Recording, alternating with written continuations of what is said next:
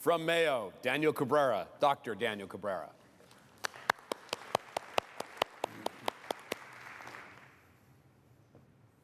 Hello, my name is Daniel Cabrera. I'm an emergency physician, and I'm part of the FOAM movement. I know this is a crazy idea. Free, open, access medical education.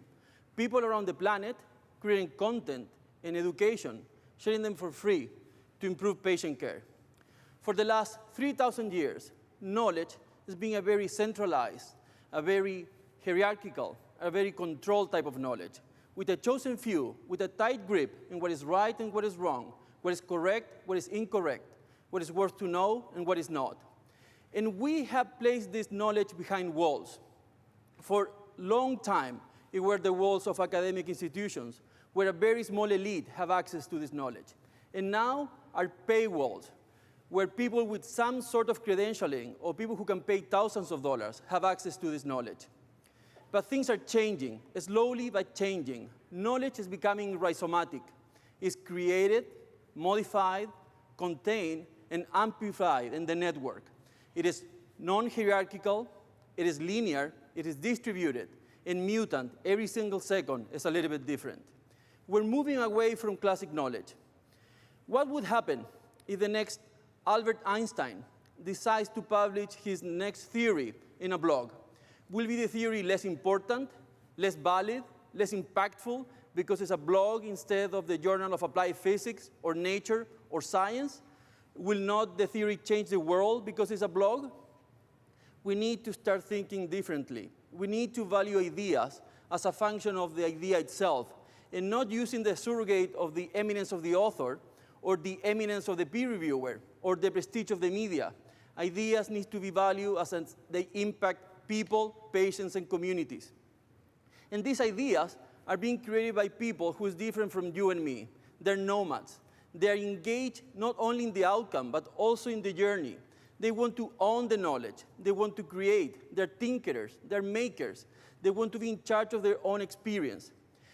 And these nomads are getting organized around communities.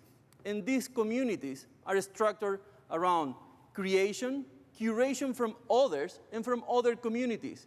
Very strong collaboration, a curriculum and a social control. And the last two, they basically mean that they want to decide what is important and what is not. They want to be the owners of their own experience.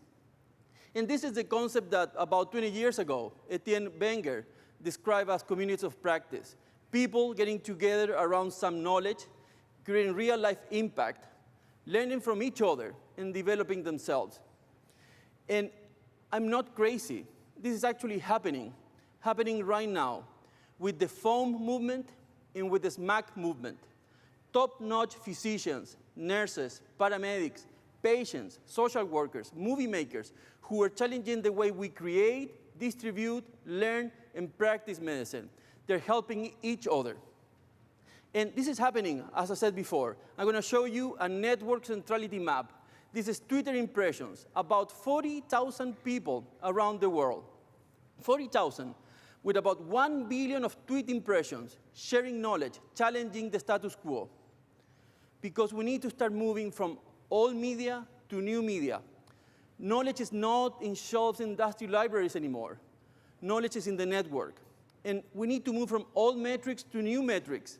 We need to abandon the scientific impact score. We need to use real metrics, like the conversation we're having right now, the conversation in our houses, the conversation in social media, the conversation we have in the hallways of our hospitals and institutions.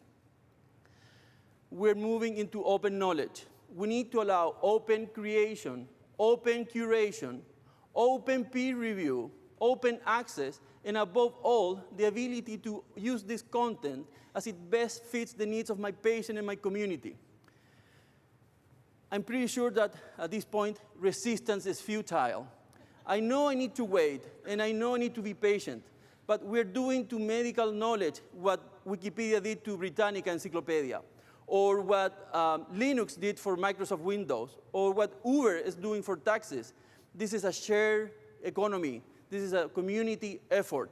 And I'm calling you today to turn down these walls, go back to your home, and allow open medical knowledge, allow open medical education, and reward the scholars who are doing this, because we're changing patient care in the best interest of our patients. Thank you.